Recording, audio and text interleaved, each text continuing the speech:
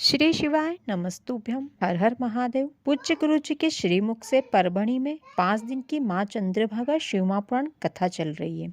आज परभणी में हो रही शिव महापुराण कथा का 5वां और आखिरी दिन था। आज की कथा में गुरुजी ने कई जानकारियाँ और पत्र बताए हैं। इसके अलावा आज की कथा में गुरुजी ने एक नया उपाय बताया है जो व्यापार की वृद्धि के लिए, घर के कलेश को मिटाने के लिए और कार्य में सफलता प्राप्त करने के लिए है। वो उपाय इस वीडियो के माध्यम से वीडियो के सबसे अंत में आपके साथ शेयर करूंगी, तो वीडियो में आखिरी तक बने रहें। इसके अलावा गुरुजी ने सीहोर के रुद्राक्ष से जुड़ी एक बहुत बड़ी घोषणा भी की है, वो भी इस वीडियो के माध्यम से आप सभी के साथ शेयर करने वाली हूँ। तो चलिए वीडियो शुरू करते हैं। आज की कथा की पहली जानकारी, जब हम शिव मंदिर जाते हैं, शिव भक्ति में डूबते हैं, तो हमें ये भय नहीं होना चाहिए कि आपको किसी ने कुछ कर दिया है, कोई जादू कर दिया है, कोई टोना टोटका कर दिया है या काला जादू कर दिया है।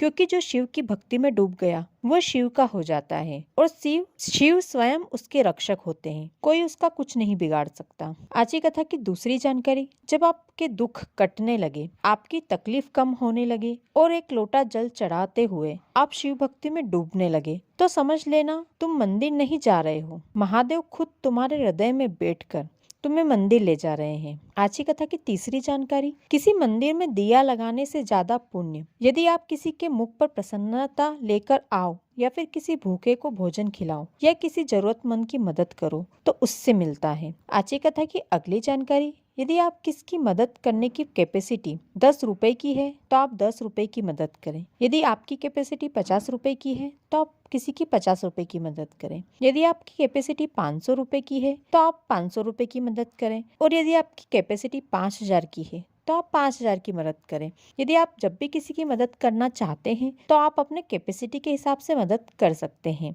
आज की कथा की अगली जानकारी, जो भी शिवजी पर एक लोटा जल चढ़ाते हैं उन सभी को एक बात ध्यान रखना होती है, यदि आपको कोई गलत कह रहा है, कोई अपशब्द कह रहा है, कोई आड़ा टेढ़ा बोल रहा है, तो आपको वहाँ जवाब नहीं देना है। आपकी तरफ से जवाब महादेव खुद देंगे, आपको उसे कुछ नहीं कहना है। आज की कथा की अगली जानकारी, यदि दुकान, प्लाट, मकान और जमीन रोड पर होते हैं तो इनकी कीमत होती है, लेकिन यदि इंसान रोड पर आ जाए उसकी कोई कीमत नहीं होती। जमीन, दुकान, प्लाट, मकान की कीमत इंसान जानते हैं, लेकिन रोड पर आए व्यक्ति की कीमत महादेव स्वयं जानते हैं। आज की कथा की अगली जानकारी, यदि कभी भी हम अपने जीवन में किसी शिव भक्त का यदि दिल दुखा देते हैं तो हमें अपना पूरा जीवन रो रो के निकालना पड़ता है। हमारा जीवन दुख तकलीफ में डूबा रहता है। आज की कथा का पहला पत्र, जिसमें लिखा था, गुरुजी मुझे 13 साल हो गए, मेरी शादी को मुझे कोई संतान नहीं थी। डॉक्टर को भी दिखाया, बहुत इलाज करवाया, पर सब जगह से हार गए थे। लोग अपशब्द भी कहने लगे थे, पांच कहते थे। तब कहीं से आपकी कथा के बारे में मुझे पता चला। आपके बताए अनुसार मैं एक लोटा जल शिवजी को चढ़ाना चालू किया। सफेद आंकड़े की जड़ वाला उपाय किया। पहली बार में मुझे कोई फर्क नहीं पड़ा। मैंने फिर से दूसरी बार सफेद आंकड़े की जड़ वाला उपाय किया, तब भी कोई फायदा नहीं हुआ। तो फिर मैंने तीसरी बार सफेद आंकड़े की जड़ वाला उपाय किया। मैंने बाबा को नहीं छोड़ा, बाबा पर आस बनाए रखी और बाबा ने 13 साल के बाद मुझे संतान दी है। मेरे यहाँ 13 साल के बाद संतान का जन्म हुआ है। आज की कथा का दूसरा पत्र माधुरी जी ने लिखा है। वे लिखती हैं, गुरुजी मेरे पेट में 2 गांठ हो गई थी जो बहुत बड़ी थी, उसमें बहुत वजन था। मुझे बहुत तकलीफ होती थी, बहुत दर्द होता था। मैंने डॉक्टर को दिखाया तो डॉक्टर ने ऑपरेशन की बोला, पर डॉक्टर ने साथ में यह भी बोला कि कोई भरोसा नहीं है कि आप ऑपरेशन के बाद ठीक हो पाओगे या नहीं। फिर मैंने टीवी के सामने आपकी कथा सुनना प्रारंभ किया। मैंने 2 कथा का प्रण लिया, बाबा से विनती की कि मैं 2 कथा सुनने के बाद अपनी गठान की जांच फिर से कराऊंगी। यदि मेरी गठान ठीक हो गई तो जहाँ भी आपकी कथा उस समय चल रही होगी मैं वहां जाकर बाबा को धूप लगाकर आऊंगी। फिर मैंने टीवी के सामने 2 बार कथा सुनी। उसके बाद मैंने जांच करवाई तो डॉक्टर ने मुझे बताया कि मेरी गठान गल चुकी है, मुझे ऑपरेशन की जरूरत नहीं है, मैं बिल्कुल ठीक हूँ। केवल 2 कथा सुनने के बाद जब जांच करवाई तो मेरी गठान ठीक हो गई थी। इसलिए ये तीसरी कथा परभणी में हो रही है और मैं यहाँ कथा में बाबा को धोख लगाने के लिए आई हूँ। आज की कथा का तीसरा पत्र मयूरी जी ने लिखा है। वे लिखती है, गुरुजी मेरी शादी को 7 साल हो गए थे। सभी बड़ी बड़ी जगह मैंने जाकर इलाज करवाया, लेकिन कोई फायदा नहीं मिला। फिर आपकी कथा सुनी। फिर एक लोटा जल शिवजी को चढ़ाती, बेलपत्र चढ़ाती, जल जलकर वहीं मंदिर में बैठकर पीती और बेलपत्र औषधि लेकर बाबा से वहीं मंदिर में बैठकर चबा चबा कर खा लेती। पशुपति व्रत भी किया, सफेद आंकड़े की जड़ वाला उपाय भी किया और बाबा पर भरोसा बनाए रखा। बाबा ने मुझे 7 साल के बाद संतान का सुख दिया है। मैं यहाँ बाबा को धोख लगाने के लिए आई हूँ। आज की कथा का चौथा पत्र आकाश जी ने लिखा है। वे लिखते हैं, गुरुजी, मेरी माँ को पैरालिसिस का अटैक आ गया था। उनके दिमाग की नस फट गई थी। डॉक्टर ने हमें बताया कि उन्हें ब्रेन हेमरेज हो गया है। माँ को बहुत बड़े हॉस्पिटल में ले गए। मेरी माँ की उम्र 65 साल की है। डॉक्टर ने कहा 65 साल की उम्र में इन्हें बचाना थोड़ा मुश्किल है और फिर उनका इलाज चालू कर दिया। तब मेरी बहन का मुझे फोन आया और कहा कि आसपास यदि कहीं शिव मंदिर हो तो शिव मंदिर में चढ़ी हुई बेलपत्र लाकर माँ को खिला दो। तब भाई ने कहा कि माँ को डॉक्टर आईसीयू में ले गए हैं और वहाँ बेलपत्र नहीं खिलाने देंगे। तब मेरी बहन ने कहा कि एक बेलपत्र लेकर आओ और माँ के बिस्तर के पास रख दो, या फिर माँ के हाथ में पकड़वा दो। तो मैंने ऐसा ही किया। मैं शिव मंदिर जाकर एक बेलपत्र लाया और मेरी माँ आईसीयू में थी। मैंने बेलपत्र उनके बेड के पास रख दी और एक बेलपत्र उनके हाथ में पकड़ा दी। और जब डॉक्टर उन्हें ऑपरेशन के लिए ले जाने ही वाले थे, तब एक बार और जांच करवाई तो डॉक्टर जांच देखकर हैरान रह गए और डॉक्टर ने कहा कि इन्हें ऑपरेशन की कोई जरूरत नहीं है, बिल्कुल ठीक है। हम यहाँ कथा में बाबा को धोख लगाने के लिए आए हैं। आज की कथा में गुरुजी ने एक नया उपाय बताया है। यदि आपका व्यापार नहीं चल रहा है, रुक गया है, बिल्कुल वृद्धि नहीं रही है, या फिर आपके घर में शांति नहीं है, बहुत अधिक झगड़े होते हैं, कलेश होता है, या फिर यदि आपका कोई काम है जिसमें आपको सफलता नहीं मिल रही, आपने बहुत कोशिश करके देख ली,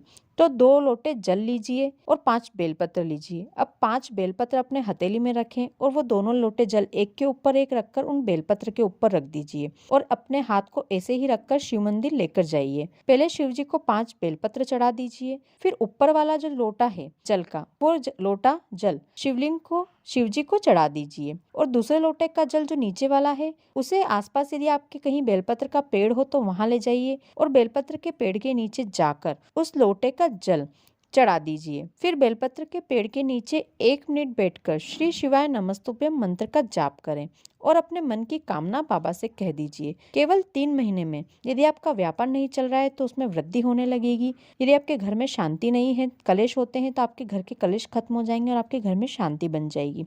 यदि किसी काम में आपको सफलता नहीं मिल रही है, एग्जाम में सफलता नहीं मिल रही है, इंटरव्यू में सफलता नहीं मिल रही है, तो 3 महीने में आपको वो भी क्लियर हो जाएगा। आज की गुरुजी की परभणी की कथा का आखिरी दिन था। इसके बाद गुरुजी की अगली कथा 23 जनवरी से 29 जनवरी तक पावागढ़ में होने वाली है। यह कथा पावागढ़ से 3 किलोमीटर दूर है। इस कथा का पूरा पता रामजी मंदिर, कंजरी, हलोल, पंचमहल, पावागढ़, गुजरात है। इस कथा का समय दोपहर 2 बजे से 5 बजे तक रहेगा। इस कथा का नाम गुरुजी ने श्री राम शिव महापुराण दिया है। इस कथा में गुरुजी हमें राम पथ गमन के बारे में बताएंगे। जब राम जी सीता मैया को छुड़ाने जा रहे थे श्रीलंका, तब राम जी ने कितनी बार शिव जी का स्मरण किया, कितनी बार शिव जी की पूजा की, कितने शिवलिंग की राम जी ने इस यात्रा के दौरान स्थापना की है। इन सभी बातों के बारे में गुरुजी इस कथा में हमें बताने वाले हैं। आज की कथा में गुरुजी ने बताया कि जिसको भी सीहोर के कुबरेश्वर धाम का रुद्राक्ष चाहिए, उसे 16 फरवरी से 22 फरवरी जो रुद्राक्ष महोत्सव होने वाला है उसमें जाकर ही प्राप्त करना होगा। यह आपके पास आखिरी मौका है। इसके बाद पूरे साल आपको रुद्राक्ष प्राप्त नहीं होंगे। यदि आपको फिर इसके बाद रुद्राक्ष चाहिए तो आपको अगले साल यानी 2024 के रुद्राक्ष महोत्सव का इंतजार करना होगा। उसी महोत्सव में आपको फिर उससे रुद्राक्ष प्राप्त हो पाएंगे। फरवरी के बाद मेडिकल रिपोर्ट देखकर भी रुद्राक्ष नहीं दिए जाएंगे। गुरुजी ने आज की कथा में ये स्पष्ट किया है और सभी को बोला है। यदि आप सभी रुद्राक्ष प्राप्त करना चाहते हैं तो आप 16 फरवरी से 22 फरवरी के बीच सीहोर जाएं और वहां रुकें और अपना रुद्राक्ष प्राप्त करें। यदि आप इस समय नहीं जा सके हैं तो आपको फिर अगले साल का इंतजार करना होगा। आपकी कोई भी परेशानी हो, किसी भी परेशानी में आपको सीहोर के रुद्राक्ष प्राप्त नहीं हो पाएंगे। यदि आप लेना चाहते हैं तो आप फरवरी में जाकर रुद्राक्ष प्राप्त कर सकते हैं। तो दोस्तों, ये थी आज की कथा की विशेष जानकारियां, उपाय और पत्र जो कि आज की कथा में गुरुजी ने हम सभी के साथ शेयर किए हैं। यदि आपको आज का वीडियो थोड़ा भी अच्छा लगा हो तो वीडियो को एक लाइक कर दें। साथ ही इस वीडियो को ज्यादा से ज्यादा शेयर करें ताकि जो भी आज की कथा किसी कारणवश नहीं सुन पाए हैं वह इस छोटे से वीडियो के माध्यम से आज की कथा का संपूर्ण रसपान इस छोटे से वीडियो के माध्यम से कर पाए। साथ ही कमेंट में हर हर महादेव, श्री शिवाय नमस्तुभ्यम लिखना बिल्कुल भी ना भूलें। धन्यवाद।